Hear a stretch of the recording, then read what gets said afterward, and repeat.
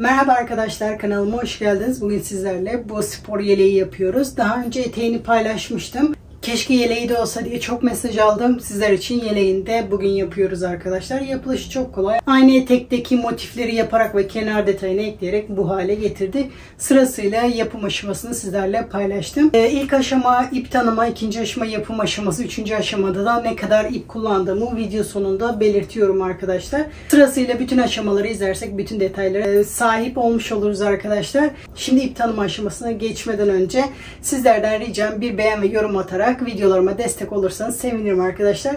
Çabucak şimdi ip tanıma aşamasına geçebiliriz. Ben yurt dışında yaşıyorum. Bu şekilde bu marka ipi kullanıyorum. Bunu da Amazon'dan sipariş ettim.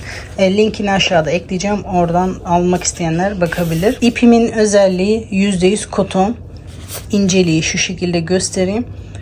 100 gramda 250 metre ip varmış. Tığ önerisi 4 mm diyor. Bana bu çok kalın gelmişti. O yüzden 2.75 mm tığ kullandım. O daha uygun oldu. Türkiye'de de Alize Diva ipini kullanabilirsiniz. Gördüğünüz gibi ipin kalınlıkları aynı. Türkiye'de de bu ipi kullanabilirsiniz. Bu da 100 gramda 350 metre ip varmış. Benimkinde 250 metre ip var. Bunda 350 metre ip var. Bunda daha çok ip olması sizler için daha avantajlı.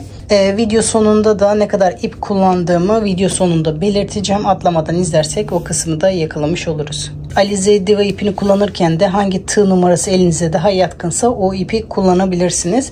Dediğim gibi bunda ben 2.75 kullandım. Biraz sıkı oldu. Siz de deneyerek hangisi daha iyi oluyorsa onu tercih edebilirsiniz. Modele sihirli halka yaparak başlıyorum.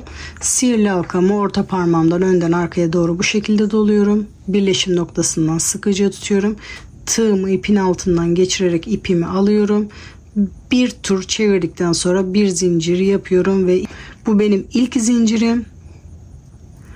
Trabzan için 3 zincir. Ara zincir içinde bir tane çekiyorum. Toplamda 4 zincirle başlıyorum. Bu benim ilk trabzanım ve aradaki bir zincir. Tığıma dolayarak halka içerisinde trabzan yapıyorum. Bir zincir, bir trabzan,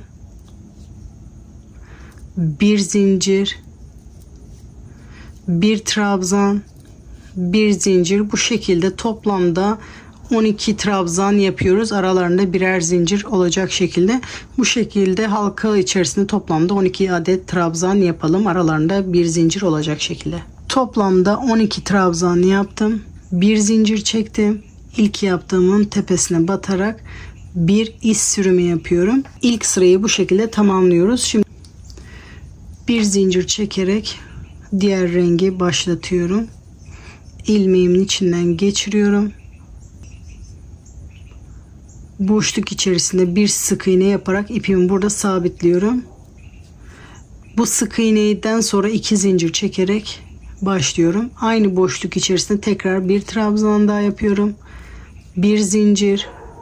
Bakın sıradaki boşluğa giderek 2 trabzan yapıyorum. 1. Bu trabzanların arasına yapıyoruz. Bir zincir. Bakın buradaki araya yapıyoruz. Aralarda birer tane zincir çekmiştik.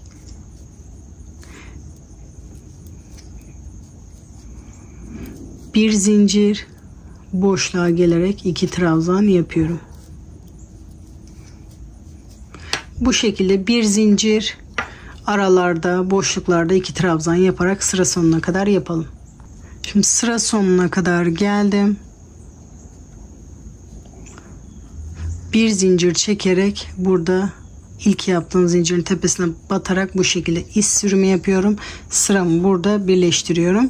Şimdi yuvarlak kısım bitti. Kare yapmaya başlıyoruz. Şimdi diğer rengi alıyorum. Boşluk içerisinde ipi alıyorum. İlmeğimin içinden geçiriyorum. 3 zincir çekerek yeni sıraya başlıyorum. Bu köşede ilk trabzanımız sayılıyor. Tekrar aynı boşluk içerisinde bir trabzan daha yapıyorum. Bu köşenin yarısı oluyor.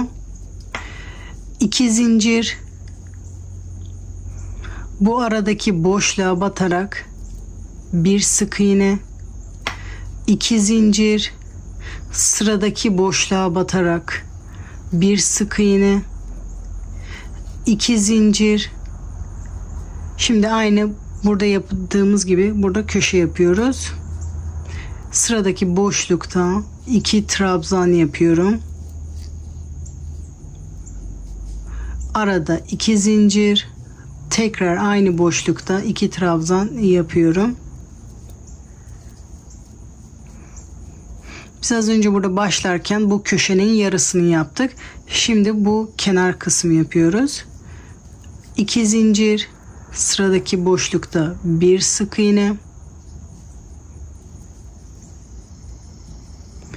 2 zincir.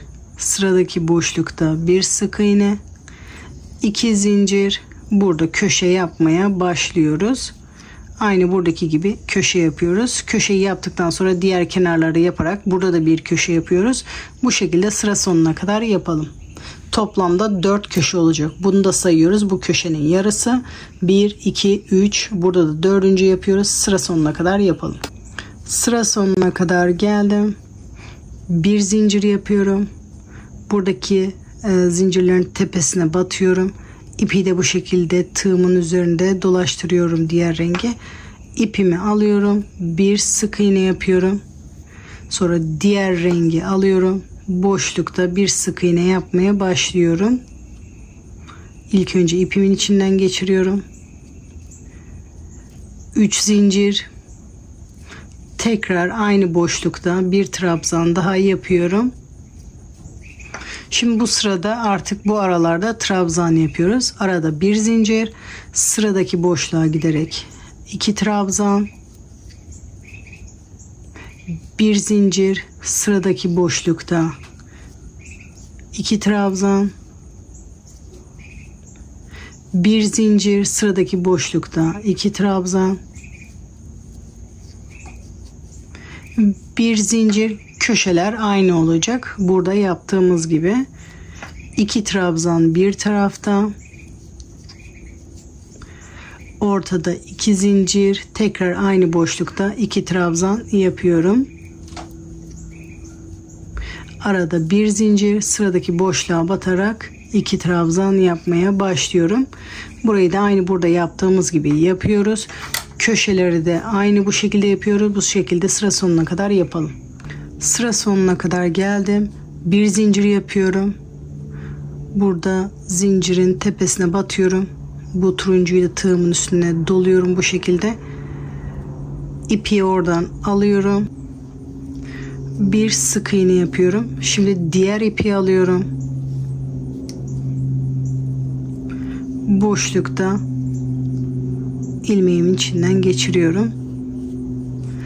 3 zincir çekerek yeni sıraya başlıyorum.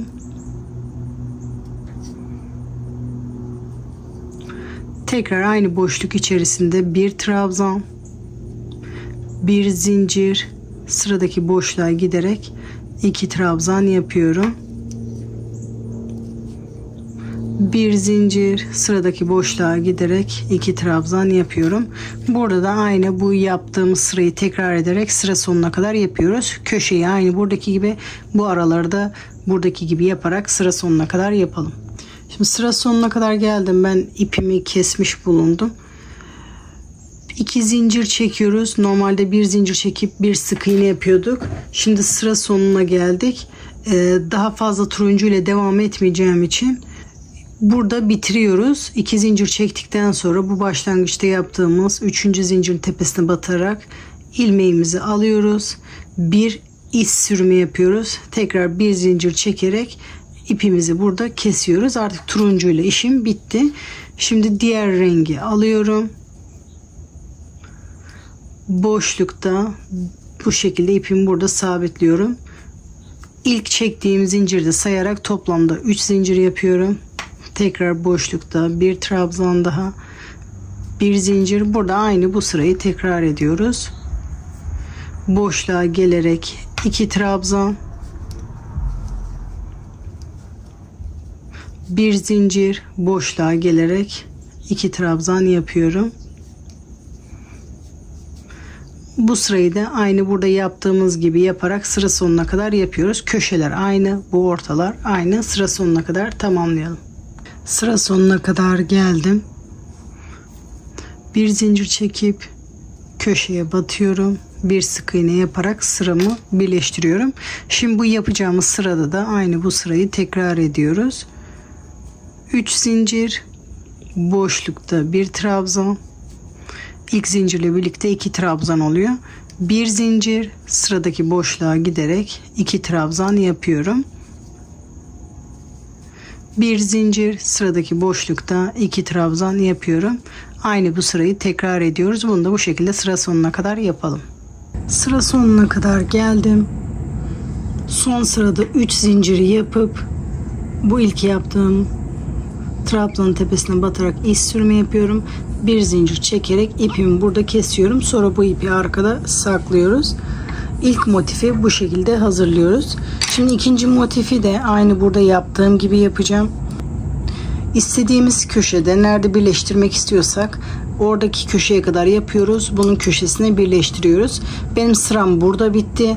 Birleştirmek için bu son köşeyi kullanacağım. Eğer bir hata olursa sökmesi yakın olsun, çok fazla sökmeyeyim diye son köşeyi kullanıyorum.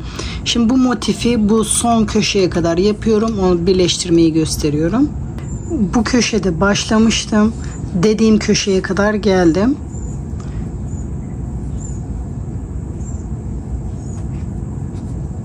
Bir zincir. Şimdi köşeye gelip köşenin yarısını yapıyorum. 2 trabzan. Şimdi bunu birleştiriyoruz. Bir zincir. Diğer motifi alıyorum. Bakın ikisinin yüzü yukarı doğru aynı yönde. Bu boşluktan, köşenin boşluğundan beri ipimi alıyorum. Bir sık iğne yapıyorum. Bir zincir. Sonra tekrar bu boşlukta köşe yapmaya devam ediyorum. 2 trabzan, bir zincir, sonra boşlukta 2 trabzan yapmaya devam ediyorum. Bunu bu şekilde sıra sonuna kadar yapıyoruz. Bitirişini aynı buradaki gibi yapıp ipimi kesiyorum. Şimdi bu motifi de bitirelim. Bu motifi de aynı bu şekilde bitirdim. Şimdi sırasıyla bütün motifleri bu şekilde ekliyoruz. Şimdi sırasıyla bütün motifleri birleştirelim tek sıra halinde. Bu şekilde 8 tane motifi birleştirdim. 4 tane motif arkaya, 4 tane motif öne, ama bu şekilde önü ayrık yapıyoruz. 2 tane motif bir tarafa, 2 tane motif bu tarafa, bu şekilde katlıyoruz. Bakın şu anda ortası burada. Burası katlanmış bir şekilde. Siz de bu şekilde 8 tane motifi birleştirin. Ön parçalara, şuralara birer motif daha ekleyeceğim. Burası sivri duracak. Eğer düz yapmak isterseniz düz de yapabilirsiniz. Burası etek kısmı. Şimdi motifimi hazırladım. Son kenarda bir kenar yaptım. Bir zincir çekiyorum. Bakın bu motife bir sık iğne yapıyorum. Birleştirmeye başlıyorum. Bir zincir. Tekrar köşede 2 trabzan. Motifleri birleştirme bu şekilde olacak. Hiç zincir çekmeden sıradaki boşlukta bir sık iğne, hiç zincir çekmeden bu taraftaki sıradaki boşlukta 2 trabzan. Hem son sırayı yapıyoruz hem de birleştiriyoruz. Hiç zincir çekmeden diğer tarafta bir sık iğne, hiç zincir çekmeden bu taraftan 2 trabzan yapıyoruz. Bu şekilde birleştirerek köşeye kadar yapalım. Şimdi birleştirerek köşeye kadar geldim. Hiç zincir çekmeden benden taraftakinin köşesinde 2 trabzan. Bir zincir. Şimdi bu köşede batıyorum. İkisini birleştirdiğim yere bir sık iğne yapıyorum. Bir zincir çekerek tekrar burada köşe yapmaya devam ediyorum. 2 trabzan. Şimdi diğer motifin kenarını birleştiriyorum. Köşenin yanındaki boşlukta bir sık iğne, hiç zincir çekmeden benden taraftaki boşlukta 2 trabzan, hiç zincir çekmeden sıradaki boşlukta bir sık iğne. Bunu da bu şekilde köşeye kadar birleştiriyorum. Köşeye kadar geldim. Bir zincir çekip burada köşede bir sık iğne yapıyorum. Tekrar bir zincir çekip kenar yapmaya devam ediyorum. Aynı boşlukta 2 trabzan, bir zincir, sıradaki boşlukta trabzan yapmaya devam ediyorum. Bu şekilde hiç birleştirme yapmadan bu kenarı da yapıp köşeye kadar bunu bitiriyoruz. Bunun bitişini göstermeyeceğim. Normal motiflerde olduğu gibi. Şu anda önün sivri kısmını yapıyorum. Buraya da bu şekilde aynı motiften buraya da ekleyelim. Onu göstermeyeceğim. Şimdi ön tarafın sivri yerlerini yaptık. Şimdi ikinci sırayı tamamen yapıyoruz. Şöyle açıyorum. Şimdi bütün bu boşluklara motif ekliyoruz. Şimdi eklemeyi tekrar kısa bir göstermek istiyorum. Ondan sonra eklemeyi göstermeme gerek yok. Bu şekilde motifi başladım. Son sırada bir kenar ördüm. Köşede birleştirmeye başlıyoruz. Köşenin yarısını yapmıştım. Bir zincir. Bu köşeye gelip bir sık iğne yapıyorum.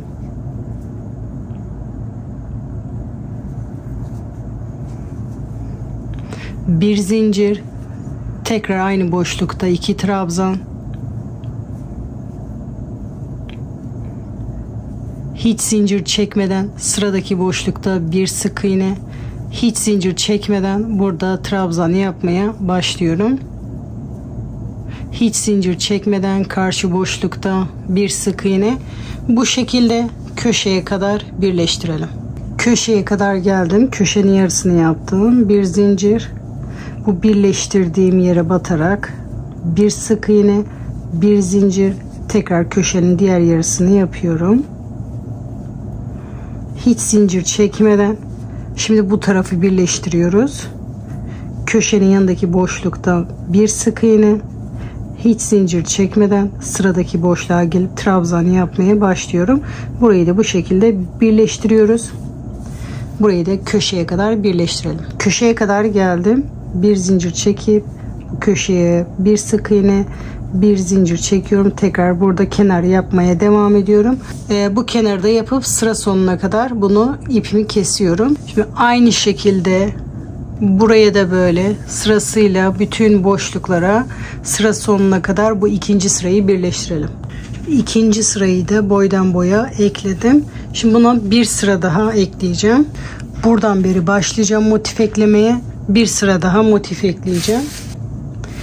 İlk motifi buraya birleştireceğim. Sadece bir kenar olacak. Burayı sonra yarım ekleyeceğiz. Bu şekilde köşeye kadar ekliyorum. Sadece bir kenar. Bu şekilde tek kenara ekledim. Sıramı döndüm. Bunu da sıra sonuna kadar birleştiriyorum. Şimdi burada da aralara birer tane motif ekleyerek bir sıra daha ekliyoruz. Burada en sonda aynı başlangıçta yaptığımız gibi tek kenarı birleştirerek bir motif daha ekliyoruz. Bu şekilde bu sırayı da tamamlayalım. Sonra bu araya bir tane ekleyeceğiz. Bu aralara birer motif ekledim ön tarafa. Arka tarafa henüz daha eklemedim. Bir motif daha bunun ucuna ekleyeceğim. Bu eklediğim motifin. Sadece köşesinden tutturuyorum bunu. Bakın son sırayı tek sıra yaptım. Bir zincir. Bir sık iğne yaparak buraya ekledim. Bir zincir çekip normal sıra yapmaya devam ediyorum. Şimdi başka yerde ekleme yapmıyorum. Bunu sıra sonuna kadar yaparak bu motifi bitiriyorum. Şimdi bu motifimi ekledim. Bunun arkasını çeviriyorum. Eklediğim motif burası kol altı olacak. Bu ikinci boşluğa hiçbir şey yapmıyorum. Şimdi bu üçüncü boşluğa bir motif ekleyerek bu motifi nasıl birleştireceğime karar vereceğim. Şu anda ekleyeceğimiz motif şu sıradaki motif. Onun üzerine bir tane ya da bunu ikisinin ucuna birleştireceğim. Onu karar vermem gerekiyor. Şimdi ben buraya motifi ekliyorum. Ondan sonra üzerine ekleyeceğim motifi ona göre karar veriyoruz. Şimdi buraya da bir motif ekliyorum. Bunu da aynı şekilde bu araya birleştireceğim. Birleştirip geliyorum. Şimdi sıra sonuna kadar geldim. Motifin sonunu birleştirmedim. Kol altı. Buraya iki motif daha ekleyeceğiz. Ama ilk önce bu kol yerini karar vermem gerekiyor. Şimdi tekrar yandan katlıyorum. Öndeki gibi bir motif daha eklersem kol oyuntusu çok fazla oluyor. O yüzden bunun diğer ucunu da buraya birleştirmeyi deniyorum. Şu şekilde katladığım zaman nasıl görünüyor diye. Bu şekilde bu kol oyuntusu bana yeter. Buraya da yarım yapacağız. Şimdi bunu buraya birleştiriyorum. Buradan buraya kadar da böyle yaka olacak. Burada yarım yapacağız. Burada başka eklemeyeceğim. Sadece bu yarımları ekleyeceğim buraya. Birleştirirken de bir zincir, bunun köşesine batarak bir sık iğne, bir zincir, burada bunun tepesine batarak iz sürme yapıyorum. Bir zincir çekerek ipimi burada kesiyorum. Şöyle göstermek istiyorum. Şu anda benim elimde hazırlanmış yarım motifler var. Bu şekilde ekleyeceğiz. Kol oyuntusu böyle duracak. Yaka kısmı da bu şekilde olacak. Buraya bir şey eklemeyeceğim. Şu anda benim için böyle ideal. Aynı şekilde diğer tarafı da yapıyoruz. Şimdi bu sırada burası kol oyuntusu. Bakın diğer tarafta da buraya eklemiştik. Şimdi buraya 2 motif daha ekliyorum. Ondan sonra bunun da omuz kısmını yapıyorum. Şimdi arka tarafa da 3 tane motif ekledim. Şimdi buradaki gibi tek motif ekliyorum buraya.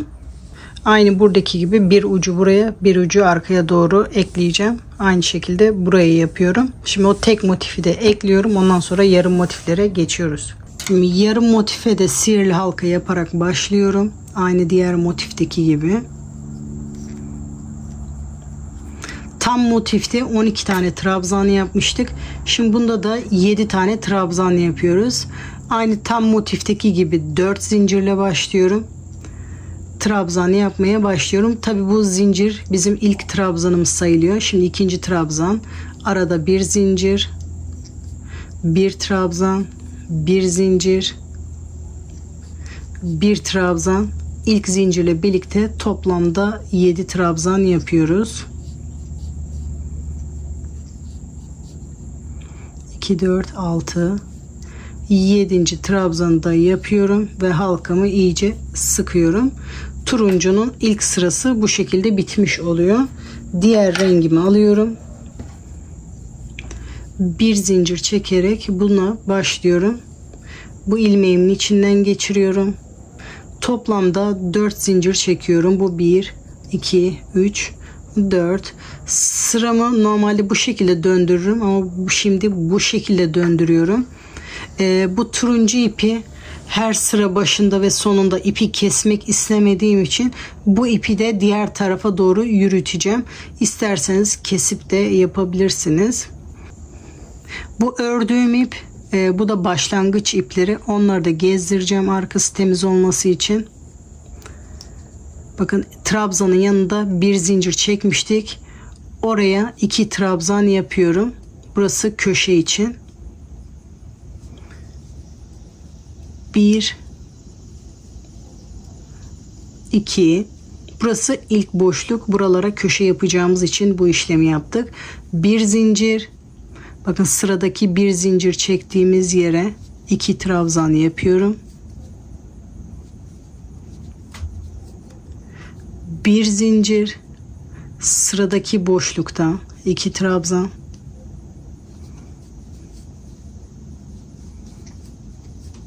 Bir zincir. Sıradaki boşlukta 2 trabzan. Aynı tam motifte yaptığımız gibi ikinci sırayı yapıyoruz. Bir zincir. Sıradaki boşlukta 2 trabzan. Bir zincir. Son boşluk kaldı. O boşluğa da 2 trabzan yapıyorum. Başlangıçta burada köşe için boşluk yapmıştık. Şimdi burada da aynı şekilde bir zincir. Tekrar aynı boşluğa batarak bir trabzan yapıyorum.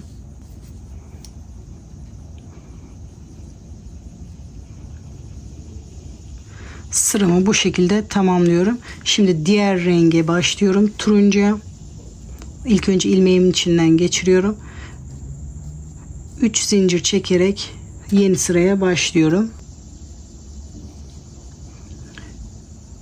Aynı şekilde bu beyaz ipimi de kendimle birlikte gezdiriyorum. Bu köşe için yaptığımız boşluktan 2 trabzan, 2 zincir, tekrar aynı boşluktan 2 trabzan yapıyorum. 2 zincir, sıradaki boşluğa gelerek bir sık iğne yapıyorum. 2 zincir, sıradaki boşlukta bir sık iğne, 2 zincir. Tam motifte bu şekilde 2 sık iğne yaptıktan sonra köşe yapıyorduk. Şimdi buraya köşe yapıyoruz. 2 tane ikili trabzan yapıyorum. Arada 2 zincir. Tekrar aynı boşluk içerisinde ikili trabzan yapıyorum. 2 zincir. Sıradaki boşlukta bir sık iğne. 2 zincir.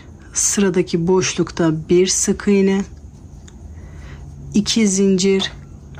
Bu köşeye kadar bakın bu ipimizi getirdik. Köşede de aynı burada yaptığımız gibi köşe yapıyoruz. 2 ikili trabzan. Arada 2 zincir. Tekrar aynı boşluk içerisinde 2 trabzan. Bu ipimizi de yukarı doğru getiriyorum. Trabzanımı tamamlıyorum. Şimdi diğer ekru rengi alıyorum. 2 zincir çekerek sıramı başlıyorum. Şimdi tekrar sıramı dönüyorum. Bu turuncu ipimi de tekrar aynı yönde bu tarafa doğru yürütüyorum. Şimdi normal köşe yapıyoruz. Köşede 2 tane ikili trabzan, 2 zincir, tekrar aynı boşlukta 2 trabzan. Şimdi buralarda artık trabzan yapmaya başlıyoruz. 1 zincir, ipimi yürüterek buraya geliyorum. Sıradaki boşlukta 2 trabzan.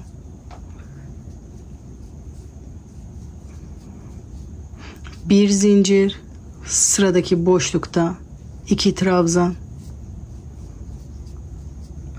1 zincir, sıradaki boşlukta 2 trabzan. 1 zincir. Şimdi köşeye gelerek aynı şekilde köşeyi yapıyoruz. Tek tarafta 2 trabzan. Arada 2 zincir. Tekrar aynı boşlukta 2 trabzan yapıyorum. Bu şekilde sıramızı tamamlıyoruz. Buraya da aynı buradaki gibi yarım, köşeye de köşe yaparak sıra sonuna kadar yapalım. Şimdi köşeye kadar geldim. Köşenin diğer yarısını yapıyorum. Bakın turuncu ipimi de buraya kadar getirdim. 2 trabzan. Bu ipimi de tığın üstüne dolayarak burada trabzanımı yapmaya devam ediyorum. 2 zincir. Sıramı dönüyorum. Tığıma dolayarak bu ipimi de tekrar burada kendimle gezdiriyorum. Daha önce iplerimi hep bu tarafta gezdirmişim. Tekrar bu tarafa getirerek yapıyorum. Köşede 2 trabzan. Köşeler aynı. 2 zincir. Tekrar aynı boşlukta 2 trabzan. 1 zincir. İpimi kendimle gezdiriyorum. Sıradaki boşlukta 2 trabzan yapıyorum. 1 zincir. Bu şekilde ipimi gezdirerek sıra sonuna kadar yapıyorum. Bakın bu ipimi köşeye kadar getiriyorum. Kenarlar aynı, köşeler aynı. Bu şekilde sıra sonuna kadar yapalım. Şimdi turuncuyu da sıra sonuna kadar yaptım. Köşenin yarısını yaptım. Şimdi diğer yarısını yapıyorum. 2 trabzan. Bunu da bu şekilde tığımın üzerine getiriyorum ama onunla şu anda işlem yapmıyorum. Turuncuyla artık işim bitiyor. Trabzanı yaptıktan sonra bir zincir çekerek ipimi burada kesiyorum. Sonra diğer renge başlıyorum.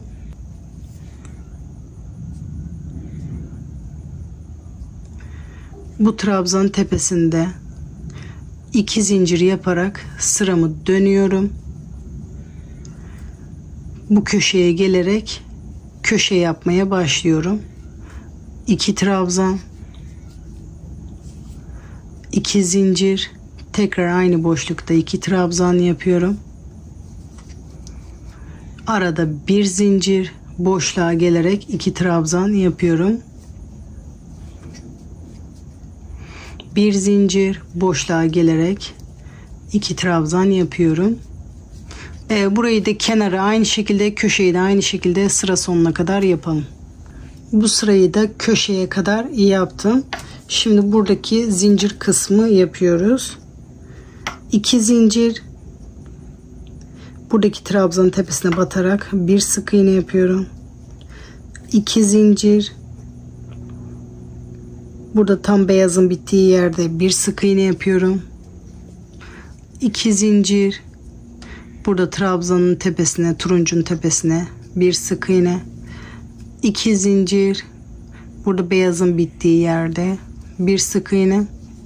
Hep aralarda 2 zincir çekeceğiz ve bu renklerin birleşim noktasından beri bir sık iğne yapacağız.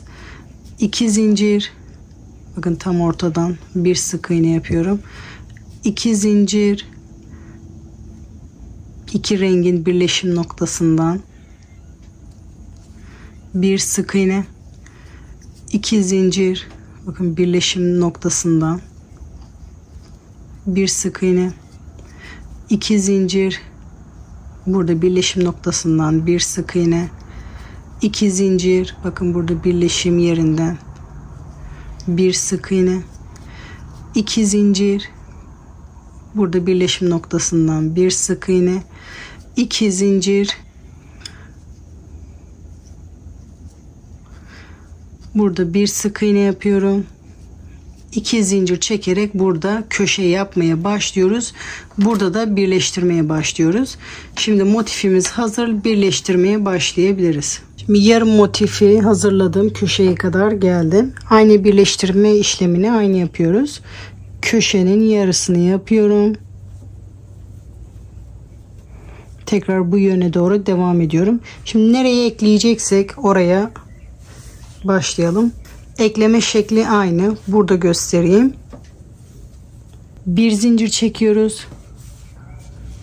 Bakın bunun köşesini de göstereceğim. Köşede bir sık iğne. Tekrar bir zincir. Burada köşe yapmaya devam ediyorum. 2 trabzan. Aynı normal motiflerdeki gibi hiç zincir çekmeden sıradaki boşlukta bir sık iğne. Hiç zincir çekmeden sıradaki boşlukta 2 trabzan. Hiç zincir çekmeden sıradaki boşlukta bir sık iğne. Bu şekilde bu köşeye kadar birleştiriyorum. Şimdi köşeye kadar geldim. Köşeyi tekrar aynı şekilde yarısını yaptım. Bir zincir, bu köşede bir sık iğne, tekrar bir zincir, köşe yapmaya devam ediyorum. 2 trabzan. Sıradaki boşlukta bir sık iğne. Bu taraftaki boşlukta 2 trabzan. Bu şekilde eklemeye devam ediyorum. Büyük motifteki gibi köşeye kadar yapalım. Köşeye kadar geldim. Köşenin yarısını yaptım. Bir zincir. Buradaki köşeye batarak bir sık iğne yapıyorum. Bir zincir. Köşenin diğer yarısını yapıyorum. 2 trabzan. Burada 3 zincir çekerek böyle başlamıştım. Bunda da 3 zincir yerine trabzan yapıyorum. Boşlukta bu şekilde bir trabzan yapıyorum. Bir zincir çekerek ipimi burada kesiyorum. Aynı şekilde yarım motifi bu diğer tarafa da yapıyorum. Ön omuz kısmını tamamladım. Tersine çeviriyorum. Daha buraya motif dikmedim. Arka kısmı yaparken de kol tarafına yarım, beden tarafına tam motif dikiyorum. Aynı şekilde buraya da, bu da diğer omuz, buraya da tam motif dikiyorum bu şekilde. Sonra yaka kısmına buraya yarım yapıyoruz. Buraya yarım yapalım. Buralara tam ekleyelim. Burası arka taraf. Bakın arka tarafa 3 tane motif eklemiştik. Buraya tam motif ekliyoruz. Ondan sonra buraya yarım ekleyeceğiz. Şimdi onları da yapalım. Bu omuzun ön tarafını da ekleyeceğim. Bu tam motifleri de ekleyeceğim. Burayı yarımı da ekleyip geliyorum. Bu arkadaki motifi eklerken normalde 2 kenara ekliyorduk. Bu arkadaki motifi eklerken bu şekilde 3 kenara ekliyoruz. Buraya da dikkat edelim. Şimdi bu 2 tane tekliği de ekleyip geliyorum. Omuzlara yaptım. Arkaya da bu tek motifleri yaptım. Buraya yarım motif yapabiliriz. İstersek bu şekilde de bırakabilirsiniz. Şimdi bu yaka kısmına da bir tane yarım motif ekliyorum. Bakın önde şöyle bir boşluk vardı. Buraya da bir yarım motif ekliyoruz. Aynı buradaki gibi bir yarım motif ekliyoruz. Tek tarafa ekledim size göstermek için.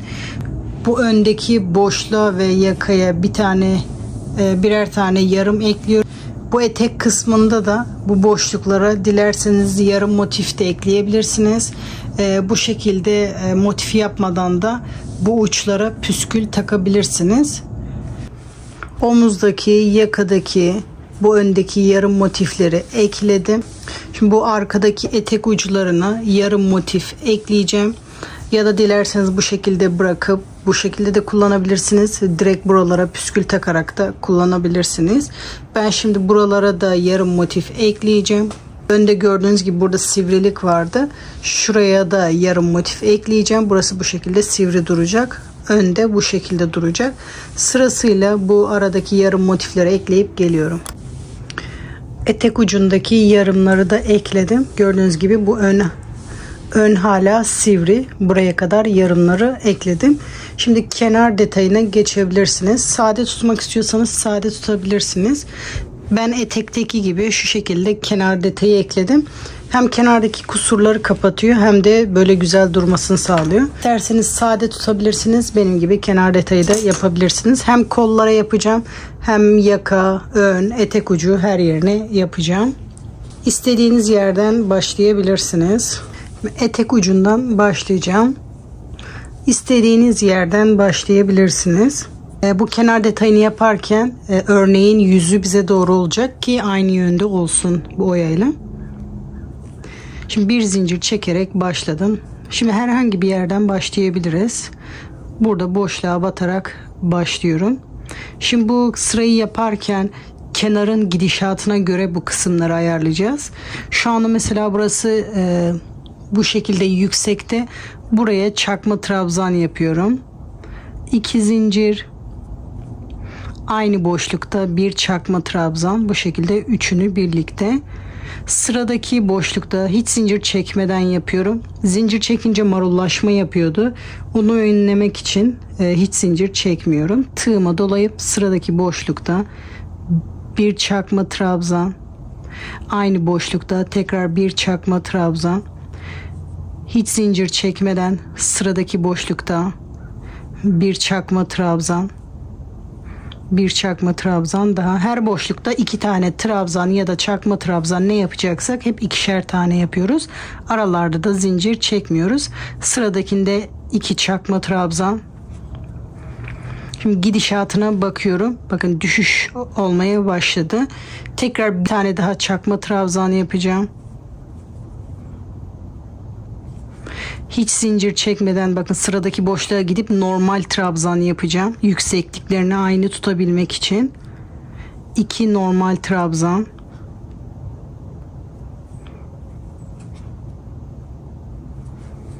Sıradaki boşlukta 2 normal trabzan. Bu şekilde düz olmaya başladı. Şimdi burası daha da bir çukur. Şimdi burada da aynı şekilde 2 sefer tığıma dolayıp bu köşedeki boşluğuna üçlü trabzan yapıyorum. 2 tane.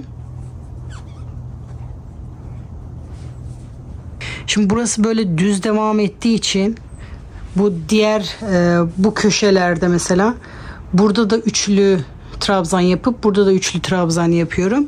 Ama şimdi bu öne doğru sivri giden yer olduğu için bakın düz. Şimdi üçlü trabzan yaparsam birden çok düşüş olacak. Normal trabzan yapıyorum sıradaki köşede. 2 tane normal trabzan. Sıradaki boşlukta 2 trabzan. Bu şekilde köşeye kadar normal ikili trabzan yapıyorum hiç zincir çekmeden.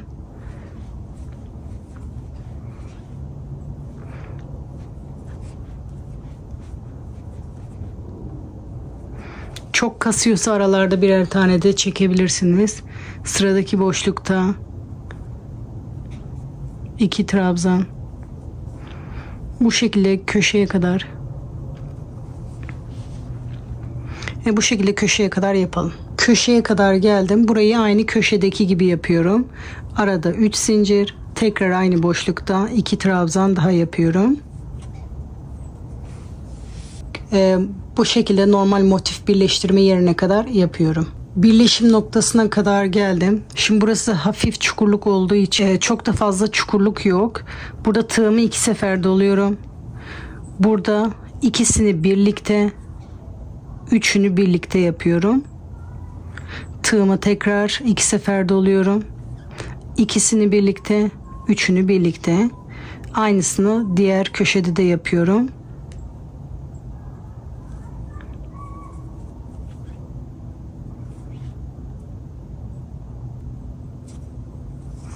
Bu şekilde.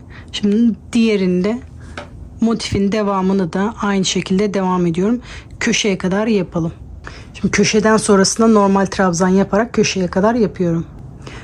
Birleşim noktasına kadar geldim. Buradaki işlemin aynısını burada yapıyorum. Tığıma 2 sefer doluyorum. Bu köşede ikisini birlikte, üçünü birlikte. Tekrar aynı şekilde ikisini birlikte, üçünü birlikte, hiç zincir çekmeden sıradaki boşlukta ikisini birlikte, üçünü birlikte. Tığıma 2 sefer doluyorum. İkisini birlikte, üçünü birlikte yapıyorum. Şimdi burada da aynı düzlüğü vermemiz gerekiyor. Ortalar biraz daha bombeli duruyor. Oralarda çakma trabzan yapacağım. Şimdi bu köşede çakma trabzan yapmaya başlıyorum. Sırasıyla bütün boşluklarda 2 tane çakma trabzan yapıyorum birleşim noktasına kadar.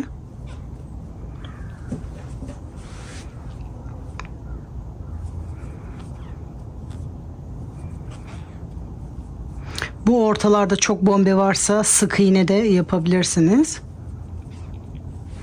Bu şekilde buraya kadar çakma trabzan yapıyorum. Ek yerine kadar geldim. Şimdi burada da çakma trabzan yapıyorum. Şimdi buradaki boşlukta normal trabzan yapıyorum. 2 normal trabzan. Sıradaki köşede 2 normal trabzan.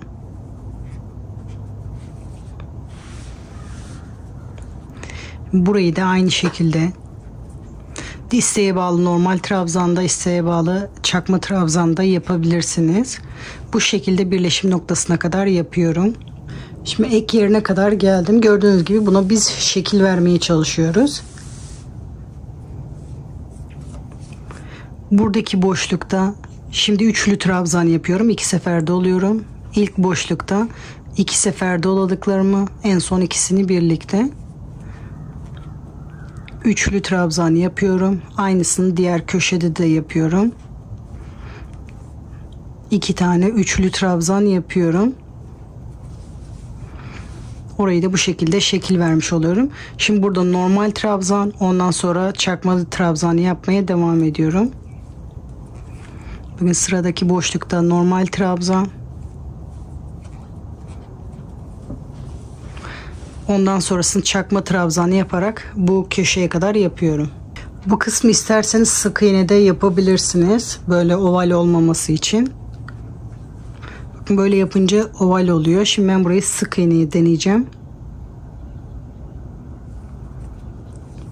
Boşluklarda 2 tane sık iğne.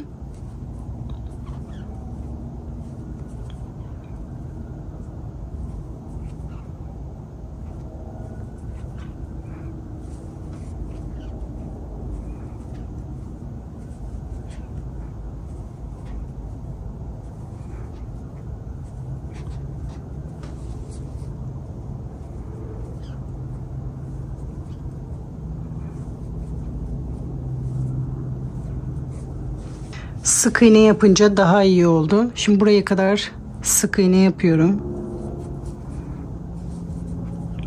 Şimdi bir tane daha boşluğa sık iğne yapıyorum.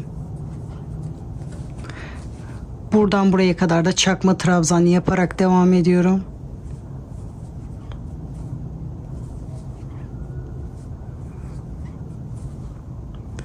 Buradaki boşluğa normal trabzan yapıyorum.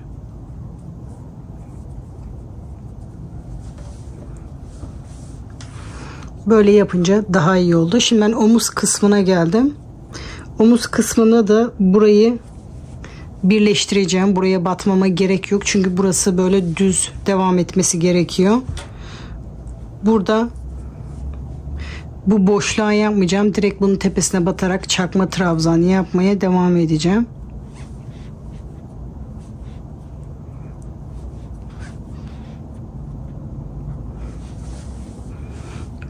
Buraya bir işlem yapmadım. Aynı şekilde buraya çakma trabzan yapmaya devam ediyorum.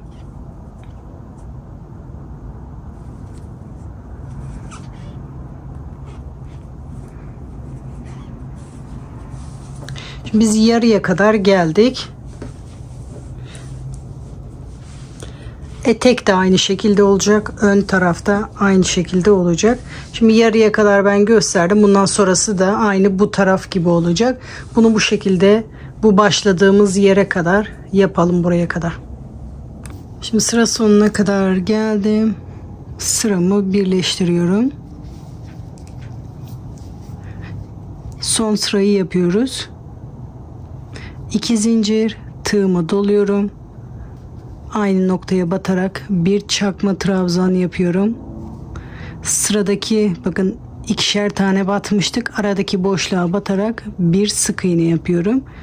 2 zincir, bu sık iğnenin arkasında bir çakma trabzan. Sıradaki boşlukta bir sık iğne yapıyoruz. Yani bu iki trabzanların, sık iğnelerin arasına 2 zincir, tığıma doluyorum. Bakın sık iğnenin arkasından beri bir çakma trabzan yapıyorum. Sıradaki boşlukta bir sık iğne. Buraları biraz toparlasın diye bu şekilde yapıyorum. Normalde böyle bir trabzan yaparak yapıyordum. Sonra boşluğa batıyordum.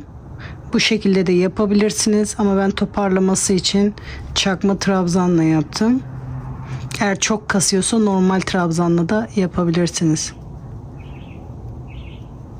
2 zincir, tığıma doluyorum. Sık iğnenin arkasında bir çakma trabzan, sıradaki boşlukta bir sık iğne. Bu şekilde köşeye kadar yapıyoruz. Buralar hep aynı. Buralarda da boşluklara batıyoruz. Orada da yapayım. 2 zincir, bu şekilde bir çakma trabzan, 2 zincir, boşlukta bir çakma trabzan, bu şekilde bir sık iğne, 2 zincir, sık iğnenin arkasında bir çakma trabzan. Bakın bu üçlü trabzanın yanında da bir sık iğne, 2 zincir, sık iğnenin arkasında bir çakma trabzan. Bu şekilde köşeye kadar yapıyorum. Köşeye kadar geldim. Köşede de aynı 2 zincir, sık iğnenin arkasında bir çakma trabzan. Tekrar aynı boşluğun içinde bu trabzanın yanında bir sık iğne yapıyorum. 2 zincir, bunun arkasında tekrar bir çakma trabzan yapıyorum. Sonra ara boşluğa gidiyorum. Köşeyi de bu şekilde yaptım. Bundan sonrakiler hep aynı. Bu şekilde bütün yakanın etrafına, etek ucunu yaparak aynı şekilde bu başlangıç noktasına kadar yapalım. Kol kısmını da aynı şekilde yapıyoruz. Onu da tekrar göstermeme gerek yok. Kol etrafını da aynı bu önde yaptığımız gibi 2 sıra yaparak yapıyoruz. Sadece kol altında şuna dikkat ediyoruz. Bakın hem buraya hem bu köşeye batarak yapmadım. Bir tane buraya battım, bir tane buraya batarak sıramı o şekilde döndüm. Sadece kol altında ona dikkat ediyoruz. Kolu da bu şekilde yapalım. Hem beden kısmını hem de kolu bitirerek modeli bitirelim. Sıra sonuna kadar yapıp geliyorum. Şimdi yeleğimin bütün kenar oyalarını yaptım. Ön, yaka, etek ucu, kollar hepsini bitirdim. Şu anda ütülenmeden bu şekilde duruyor. Ütüleyip size üzerimde bitmiş halini gösteriyorum. Şimdi bunu ütüleyip geliyorum. İpim ütüye elverişli olduğu için tersten ütüleyip geliyorum. Yeleğimi ütüledim, üzerime giydim. İpim ütüye elverişli olduğu için tersten ütüledim. Ütülenince kendini daha iyi gösterdi. Modelin yapılışı bu kadar arkadaşlar. İp tanıma aşamasında gösterdiğim iplerden. Ekru ipten 3 ip kullandım ama 3. ip bitmedi, yarım kaldı. Turuncu ipten de bir tane ip kullandım. Aynı şekilde o da bitmedi, yarım olarak duruyor. Yaptığım yelek 40 bedenle 48 beden arasında uygundur. Sizler de bunu daha küçük yapmak istiyorsanız motifleri eksilterek yapabilirsiniz. Daha büyük yapmak istiyorsanız motif ekleyerek bunu büyütebilirsiniz arkadaşlar. Bunu isterseniz uzun, kısa yapabilirsiniz. İsterseniz de bu etek kısımlarına püskül de ekleyebilirsiniz. Umarım videoyu izlerken keyif almışsınızdır arkadaşlar. Videoyu buraya kadar izlediyseniz bir beğen ve yorum atarak destek olabilirsiniz. Kanalıma ücretsiz abone olabilirsiniz arkadaşlar.